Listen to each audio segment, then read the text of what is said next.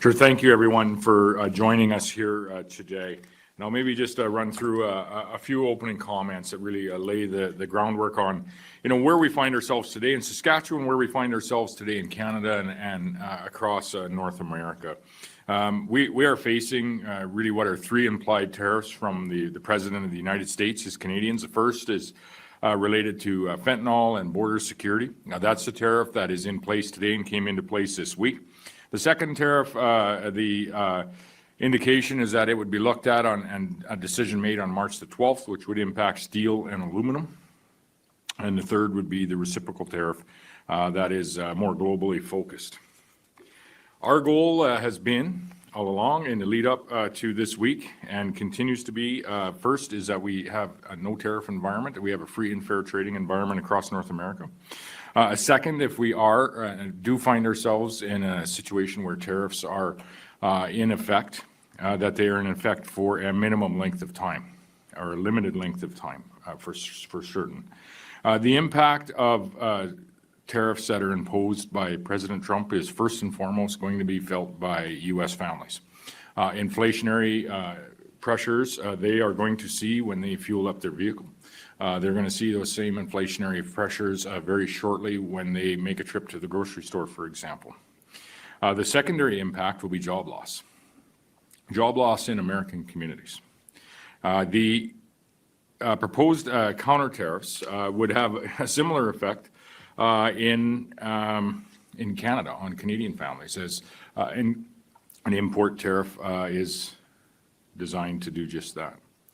I think it's also imperative for us to look at just where the global trade relationship is, in particular with our largest trading partner, the United States, with a number of other countries, and where that'll go. I think we need to keep an eye on as we find our way through this conversation. First, in the case of Taiwan, we see essentially a trade of multi-billion-dollar investment for a no-tariff environment. In the case of Japan, we see a trade or an exchange of military procurement, a commitment of U.S. military procurement for a no-tariff environment for Japan.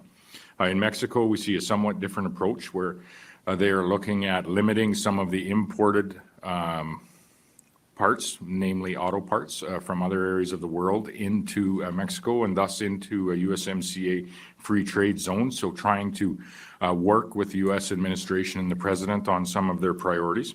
And in China, we did see an increase of the U.S. tariff on Chinese goods from 10 to 20%. And the response to that tariff was a Chinese tariff on ag products coming out of the U.S. into China. And so that may have an impact on Saskatchewan and on Canada as well. Also important for us, I believe, to look at the national response that we have been working with the federal government on for a number of weeks now. First and foremost, I would say that the government of Saskatchewan supports the targeted response that the federal government has come forward with, which starts with $30 billion in very targeted tariffs effective now. Will grow in 3 weeks by another $125 billion for a total of $155 billion in counter tariffs. That's a big number. However, those are targeted tariffs to have maximize the impact on American companies, but minimize the impact on Canadian families. And so credit to the federal government for not going dollar for dollar tariffs, which would have a tremendous impact on Canadian families. About $600 billion are experiencing the American tariff moving south. About $155 billion of very targeted impact tariffs is the response from the federal government. Which brings me to where we are today, and through those discussions up to and including yesterday between the other 12 premiers, myself and the Prime Minister, as to what the provinces can do, in particular in the non-tariff space, in the regulatory space. And we discussed a number of non-tariff measures the federal government could take, but also a number of non-tariff measures that provincial governments could take as well. And so effective immediately, what we are here to announce today is the Saskatchewan Liquor and Gaming Authority will stop purchasing U.S. produced alcohol. And we'll stop selling any U.S. alcohol that we currently have in stock to any of the private retailers that are in the province. We'd also announced that the goods and services that are procured by the government of Saskatchewan ministries as well as the Crown corporations are going to make every effort to prioritize Canadian suppliers. We're going to put our capital projects that are not yet in motion. We're going to put a very temporary pause on those projects to reassess how they are moving through the Sask Builds procedure. Those projects that are being constructed as we speak, the call and the ask has went out to the contractors involved to report back with respect to what level of American content they have in that construction and how they are going to drive that number down and drive the Canadian content up. The goal here is for us to greatly lower or even get to zero with respect to the U.S. procurement in the capital projects that we have, the publicly funded capital projects that we have. But there are a number of exceptions, as we know, for essential products in each of those builds, and I think that speaks to the integration of the North American economy and the fact that we have enjoyed and I think valued from Saskatchewan's perspective the trade relationship that we have north and south of the 49th parallel. We are also encouraging school divisions, municipalities, post-secondary institutes to adopt similar procurement policies as they go through the next number of days. Important for us to remember as well, this is not the first and likely not the last tariff conversation that Saskatchewan has had. We're a province that exports $49 billion to over 160 countries around the world. We're a province that has a presence in those countries, and we're a province that engages when we have trade challenges. 5 or 6 years ago, we had a very similar challenge, albeit not as large, significant, and widespread, but a very similar challenge with the previous President Trump administration when it came to steel and aluminum tariffs. We also had discussions with respect to potential uranium tariffs at that point in time. We've had to work through tariff discussions with the countries of India when it comes to pulse exports, Canadian or Saskatchewan pulse exports, as well as China when it comes to canola exports and some of the non-tariff barriers like phytosanitary standards that were identified by China a number of years ago. And so this is not our first time as a province to engage internationally on tariff or non-tariff barriers with some of our more significant trading partners around the world. But it's also important for us to remember this. Our most significant trading partner has, and when the dust settles, will still be the United States of America. Our most significant ally has and will continue to be, when the dust settles, our most significant ally in the world. That's not to say that our relationship isn't changing before our very eyes, but we do export, as the province of Saskatchewan, over 55%, about $29 billion of our exports do go to the United States. About 80% of our imports also come from the United States. We very much, as a government, have committed not only to deepening the trade relationship with the United States of America, but diversifying our trade relationship with other countries around the world. And you saw that as we formed government in 2007 with a focus on international missions alongside the industries that are creating wealth and creating jobs in this province. And I would say you saw a doubling down of that effort in 2018 with the investment in trade and investment offices in 9 different countries around the world, so that we have a presence in those markets when we have challenges like we do here. So that is, and I would say that investment and those trade missions alongside industries and our intent, very intentional effort to build that province-to-nation trading relationship has been criticized at times on the floor of this legislature and at times even publicly in the media. Well, thankfully, we have withstood any of that criticism. We've continued to make that investment and create the contacts that we have to rely on those contacts during times of unrest. We'd always said that investment was that investment was there to protect the market share that we have in countries of interest. And I would say there's no larger country of interest than the United States of America. 2, it was so that we had people on the ground to identify when we had opportunities to expand that market share. And we've seen that happen in many markets around the world, including in the United States of America. And 3, to ensure that we have relationships like we do have built for very tumultuous and trying times like what we see here today. And so Saskatchewan is one of the most diversified provinces and least dependent on the United States of America for our exports. That being said, they are our largest trading partner, our largest ally, and it's important for each of us to remember that as we go through what is admittedly a very challenging conversation with the President and his administration, but we will find our way through it. And I have with me our Deputy Premier, the Minister of SLGA. Finance, Minister of Finance. Well, I knew that. And Warren Keating, our Minister of Trade and Export Development.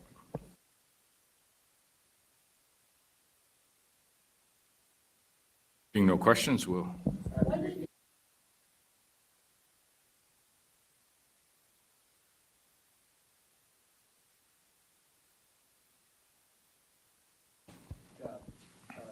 More impactfully announced yesterday. Well, there's a lot that's still in motion yesterday, and I think you could say welcome to at least the next number of months and maybe the next number of years as things change before our very eyes. Today was the day for, in my opinion, the Prime Minister to lay out what the national plan was, of which we had highly discussed and discussed on numerous occasions on our weekly calls and even more frequent at times. On those very calls, we had also discussed, as you can see, a somewhat coordinated response among the provinces. Not entirely coordinated, but somewhat coordinated among the provinces. And so the fact that we're doing this today versus yesterday, I think, is of little significance. The fact that you see virtually all the provinces moving forward quite closely and supporting the federal government in the targeted tariffs that they have is important for us to recognize as Canadians. This is going to be a changing environment day by day by day, and we've seen changes even today as it looks like the American auto manufacturers have made, to some degree, a breakthrough in the President understanding the true impact of the tariffs on that industry, and it would be our hope that there's more breakthroughs in the days ahead.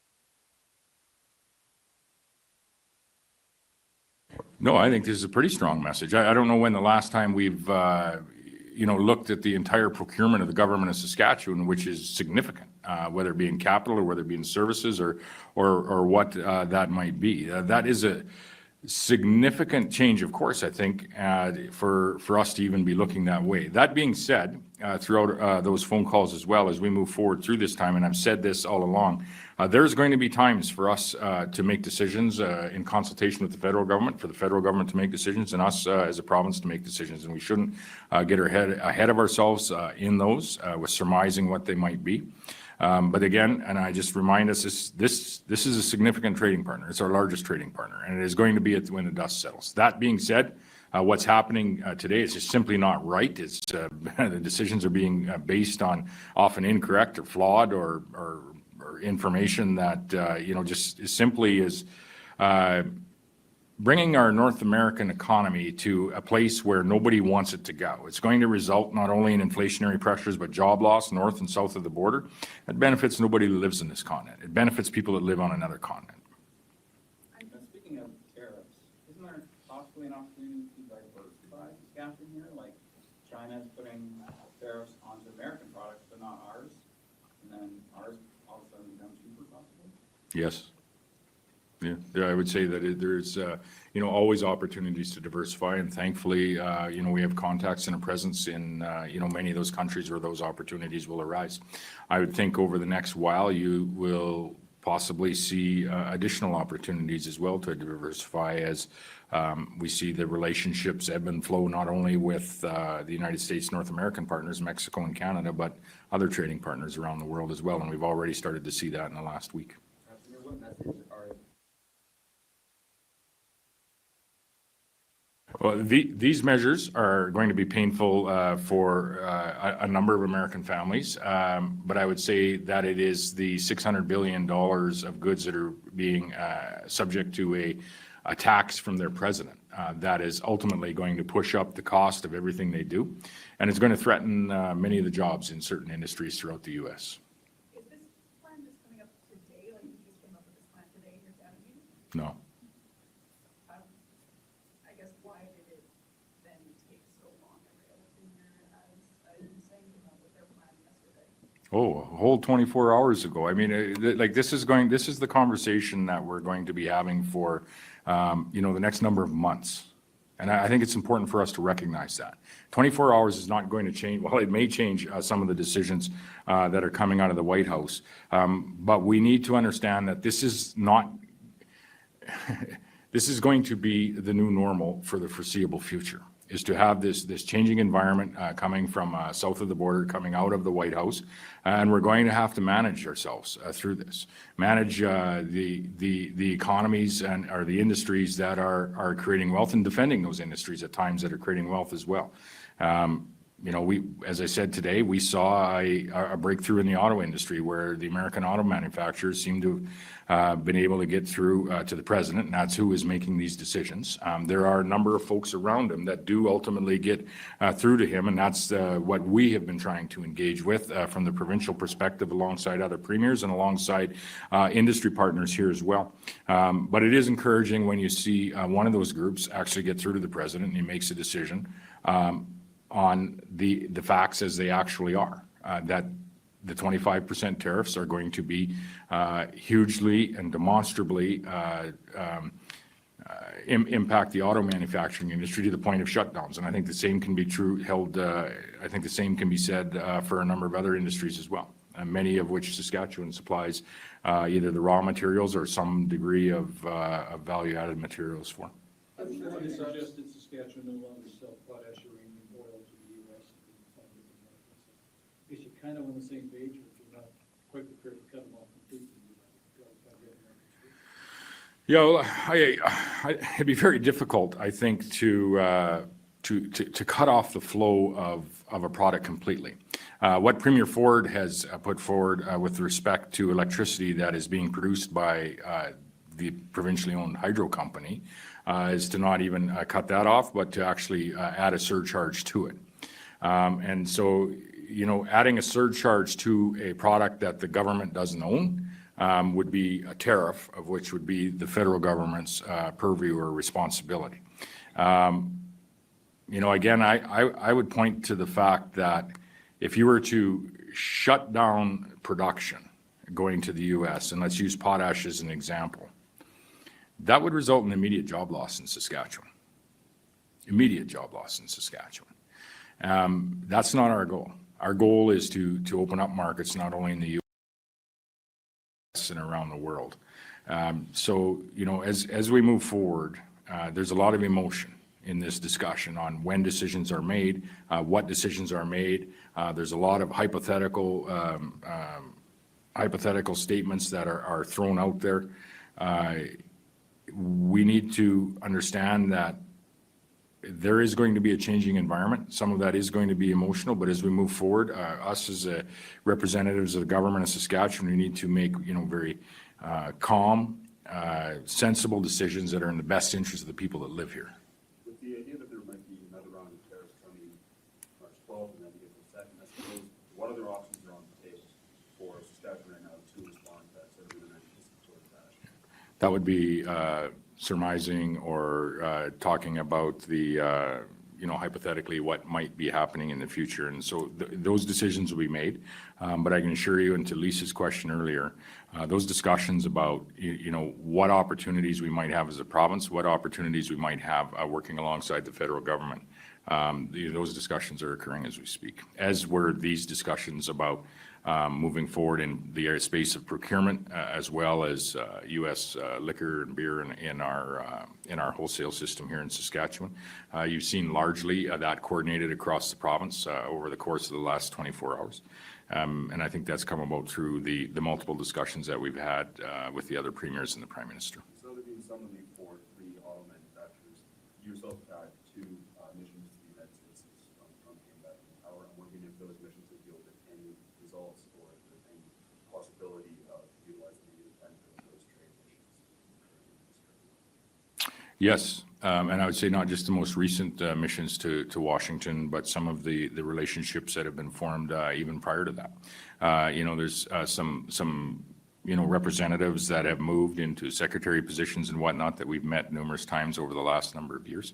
You saw Senator Grassley make some strong comments, and others are starting to make those comments as well when it comes to the impact of putting a 25% tariff on a product like potash, which largely about 90%, 85 to 90% of U.S. potash comes from this province of Saskatchewan, as does about 35% of the global supply. So yes, I would say that they are, and I think most recently you can look at the fact that energy is at 10% as opposed to 25% would be a very tangible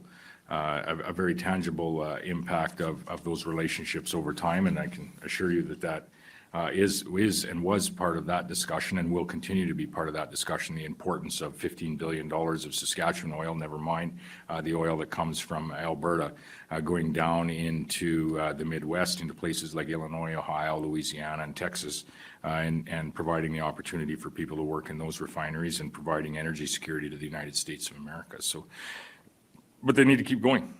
We've done them for over a decade and a half now. And it's a relationship that isn't built overnight. It's a relationships that are built over time, and we need to rely on them today, and we need to utilize them. And it's our hope, as we said, our goal from day one has been that there's no tariffs, and if the tariffs were introduced, that they'd be on for a minimal amount of time. Just trying to understand what you said, Saskatchewan does not have jurisdiction on potash. That's the federal government's jurisdiction. Yeah, as it goes as an export tax. Yeah. Okay. And they shouldn't do it. I don't know if they're considering doing it on automobiles, given the most recent decision. I would hope not. We wouldn't support that either. And what was your conversation?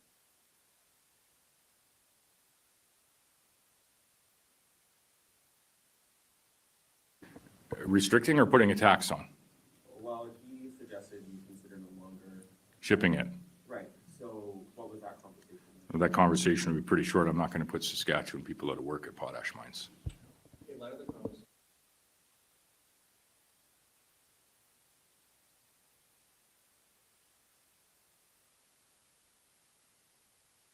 Well, I just said we do support the very targeted $155 billion of retaliatory tariffs that the federal government is moving forward on. Begrudgingly, I would say as well, because all tariffs are going to have an impact on you and I and every other family that lives in North America. The tariffs that President Trump is putting on will largely have an impact on American families. The retaliatory tariffs, yes, will have an impact on American businesses, but will largely have an impact on Canadian families as well. And Jim, maybe when I'm finished, you can speak to what the economic impacts are to our province of Saskatchewan. So we are supportive of that very targeted package of retaliatory tariffs. Not supportive of export tariffs, certainly not at this time. The export tariffs are really a tax or export stoppages, if you could even do such a thing, will put Canadians out of work. Why did maybe got to table at this particular point, and why is a more tempered approach that underscores that helpful at this point? When you're dealing with the government in the U.S., it's obviously not particularly rational, not particularly reasonable and everything else. I don't understand the tone here versus what I've heard from the other 3 years. I'm still trying to get a grasp why you're choosing this route, because human analysis. Do you think it'll be fixed by anger? Well, I don't think it'll be fixed by being tempered, to be honest with you. Yeah. Well, introducing the measures that we are today, and understanding that now all 10 provinces, and I suspect the territories as well, it's not a tempered response. It's a pretty significant response. Have you heard anything about any of the cargoes, like for potash or uranium? You hear about them when I do. Yeah. Jim, do you want to just make a comment on the provincial impact to our economy? Sure. So, of course, our finance officials have been working diligently trying to understand if tariffs are on. And of course, this all is contingent on how long they're actually on. But if they annualize it, the last estimate that they provided to me is an effect to the GDP would be $4.9 billion, which is about 5.8%. So very significant on the GDP side. And overall would reduce revenue to the province by up to $1.4 billion. Now, hopefully that would be a worst case scenario. That would be the tariffs as they were announced, 25 and 10, and annualized. So obviously we're hoping it would be significantly better than that. As the Premier said, things are changing literally by the hour. So we're hopeful cooler heads will prevail. On that note, what is the off-ramp here? Is it early renegotiation of USMCA, or what's the off-ramp here? Likely. As the Prime Minister said yesterday, it's a little bit difficult to actually put your finger on what is being asked for by the President. There's a number of things that get floated out on a daily basis, and there's things that change from day to day. And as I said, this is the new normal for the foreseeable futures. Things are going to change and change very quickly. The off-ramp, as I see it, is not a renegotiation of USMCA, but the planned review of USMCA. Things have changed even since the signing of that deal. For example, various, auto parts or maybe even agricultural equipment parts that are being used in those implements and those vehicles today weren't being used even 5 or 6 years ago when USMCA came into force. And so there is a planned review of that program. And I would say that the tariffs that we have today, which are the fentanyl border security tariffs, the tariffs that are being talked about on the 12th of March, which are the aluminum steel tariffs, and then the third set would be the reciprocal tariffs. It would be our hope that sooner rather than later, and we've urged the federal government to open the door to entering that USMCA review sooner rather than later, because we think once that agreement can be made, that we would be able to find our way, through this daily barrage of what's going to experience a tariff next. Federal government procurement, are you talking about across all sectors and crowns as well? Yeah, yes, we are.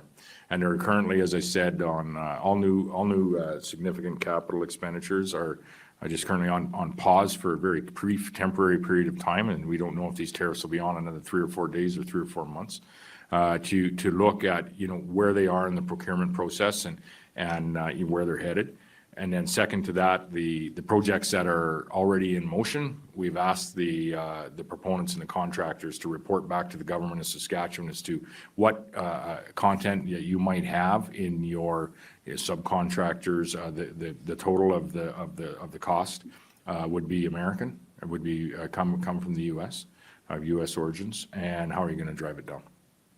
How are you gonna define that though? Like, let's say you're hiring McKinsey, which has offices in Canada, but technically was started in America. How do you define what is American, what is? Yeah, there's some challenge in that, and then I would say there's also some challenge in first of all in what is American, and the second challenge would be in can you get the product somewhere else, and is it only available there? And why this is so challenging is due to the integration of our economies. You have businesses, and we have them in Saskatchewan-based businesses that have offices throughout the U.S. as well, and probably the largest of them being a couple of our potash companies. But we have grain companies as well as some of our short-line manufacturing companies that have offices throughout the U.S., which I think speaks to the integration of our economy, regardless of the industry, speaks to the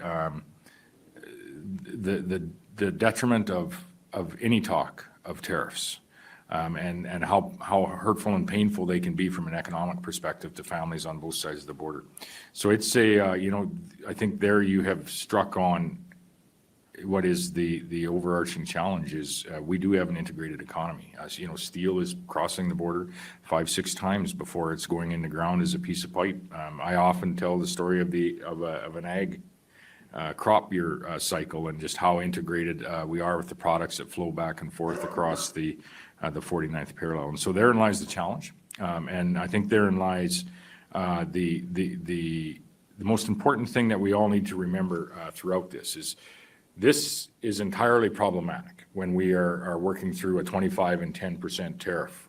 It's problematic for people, for individuals. The president has said this is going to create jobs and increase the wealth and better cost of living for Americans. Well, it's been tried before and it simply didn't work. And it isn't going to work this time. It's actually going to benefit people in other countries around the world. It's not going to benefit anyone in North America because of the deep integration of our economies by their very design, not just by their geography, but by their design. And so we need to all remember as we get into this, as frustrating as it is and as challenging as it is and as hurtful and impactful as it is in the way of job loss and inflationary pressures, we need to find a way through it. And it's incumbent on our federal government and our federal leadership to look for every opportunity, like Japan has been able to procure, like Taiwan has been able to procure, Mexico is attempting, to walk through the door when you have the opportunity to get us to an environment where we're back to trading in a free and fair trading environment as opposed to experiencing these tariffs that are just entirely detrimental to the Saskatchewan economy, the Canadian economy, and I would say our North American, not only energy and food security system that we have built, but our general security as well. You said that you're supporting counter tariffs.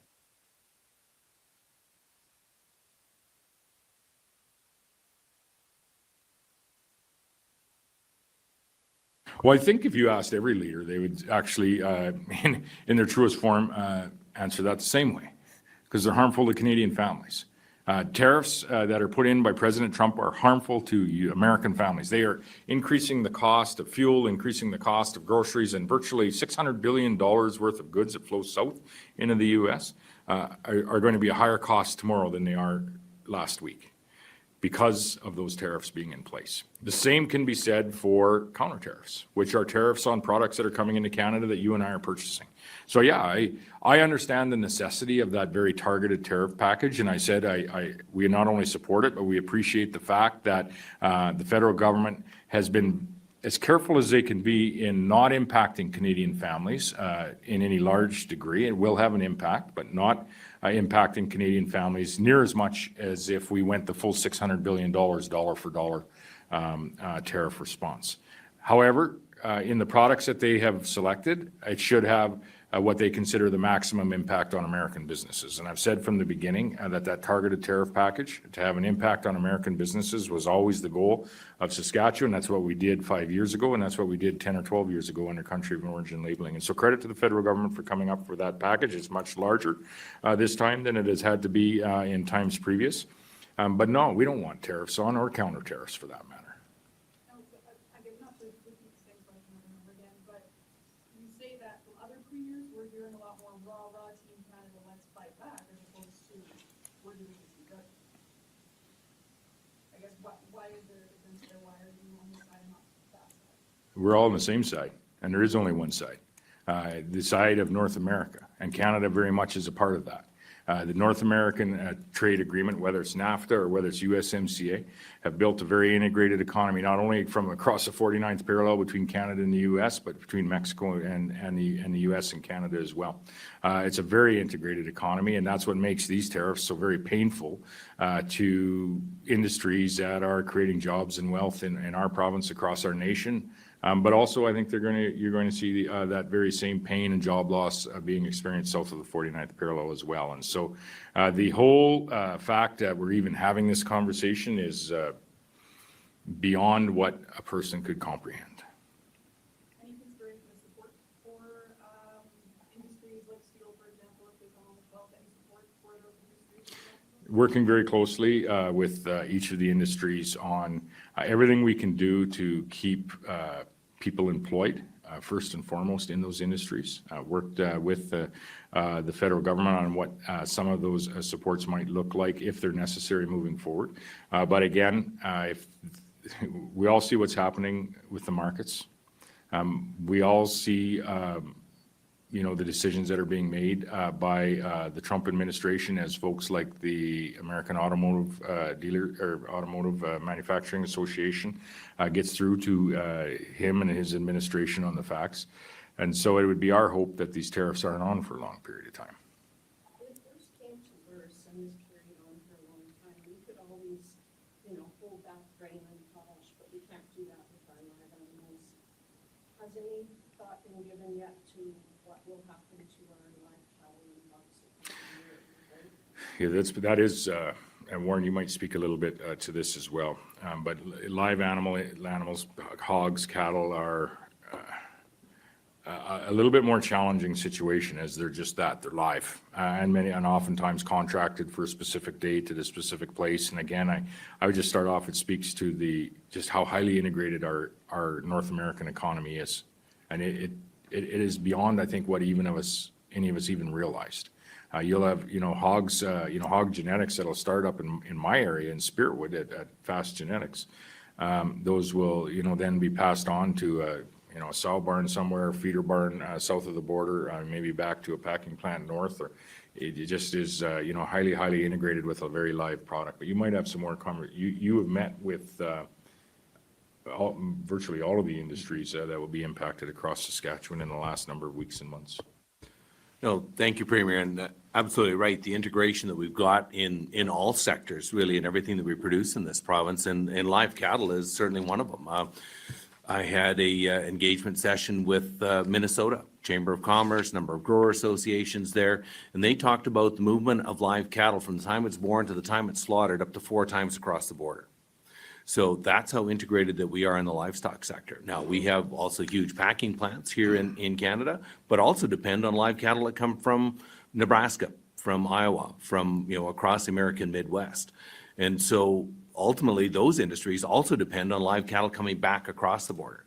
And even the feed sector, we're seeing corn moving back across the border to feed cattle in both locations. So I think it's a very integrated market. It's a very complicated market.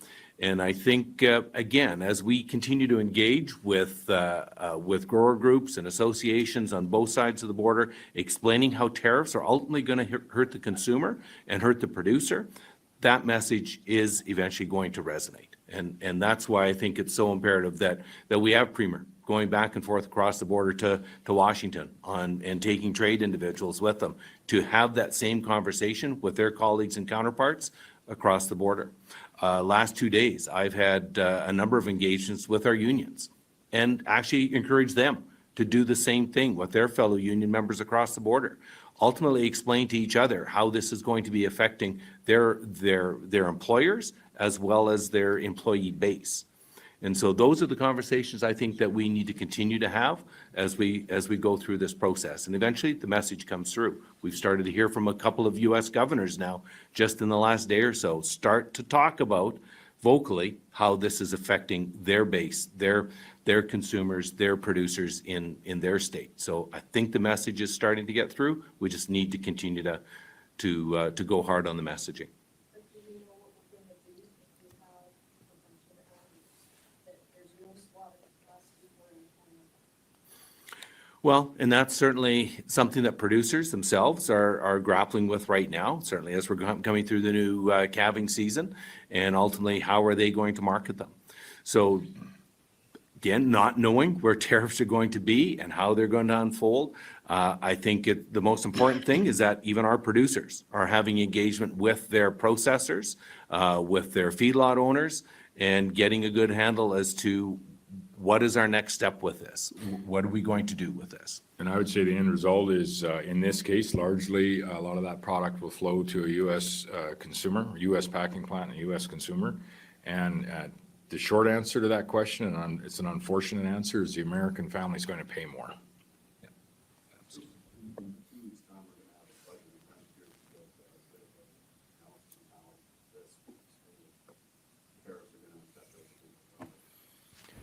It's very difficult. Everybody's grappling with that across the country right now. As you saw today with the auto sector, things are changing by the minute. So it's a work in progress is all I can tell you. You did the one. So yeah, I think Minister Ryder had mentioned, if it was annualized over the course of the year, what that cost would be. We've seen a couple of other budgets come out with some various contingency plans in it, all done with deficit financing. And so I think if you could be able to let us know whether the tariffs will be on another 3 days, 30 days, or 3 years, that would really help in developing everyone's budget, not just Saskatchewan's budget. And therein lies the challenges.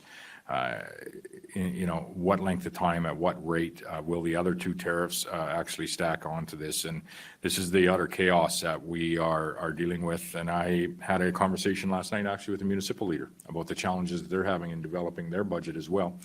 Just existentially, some of their capital projects are awfully expensive relative to what they were 5 years ago, and there's a real concern as they look at some additional capital projects this summer and into the next year or two, that's going to get a significant amount worse as opposed to better. And so there's concern, I think, at all levels of government. As far as where we land on March the 19th, I think it's important to note that Saskatchewan will be in a strong financial situation and in a position to support Saskatchewan people should they need it through a prolonged tariff.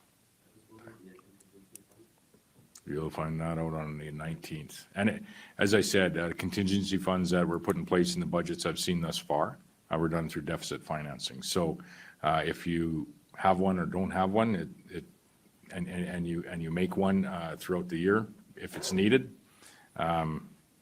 there's really no difference. Absolutely, absolutely. In fact, if you, with respect to, the changes that we're making when it comes to some of the alcohol sales, you very shortly will not have a lot of choice. But absolutely, I've always said that people should not only look at buying Canadian, but look at buying locally to their community. Second to that, look to buying locally in their region, in their province. And third to that, buy Canadian, and then buy North American. Just so I'm clear, when you talk about the potential impacts and the dollar amounts, that's if the tariffs were on the year. It'd be an annualized rate. You hinted that you're not for 3 years, but something you're gonna have to deal with until Trump enters. No, I just pulled that out of the air. As I was going in 3 days, 30 days, and or 3 months and 3 years. My hope would be for 3 days or less. As I said, our goal has been very, very clear, and it really is. It's really senseless.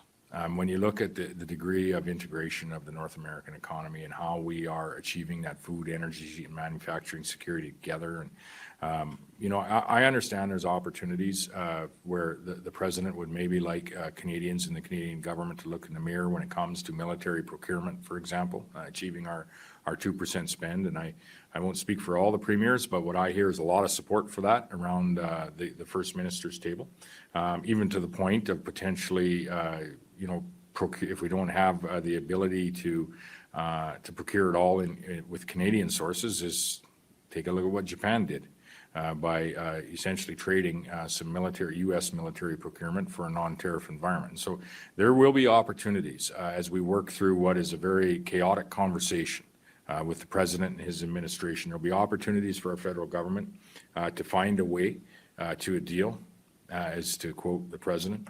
And we should be looking for those. Not saying that we take every one, because we don't want a bad deal for Canada. For sure, we want a deal where, at the end of the day, it is good for Americans, but it's essentially good for Canadians as well, and good for us in the province of Saskatchewan. Where we are right now can't last. The markets are stating just that. But it can't last because we are going to experience job loss across North America, not specific south and north of the border. Thanks, everybody.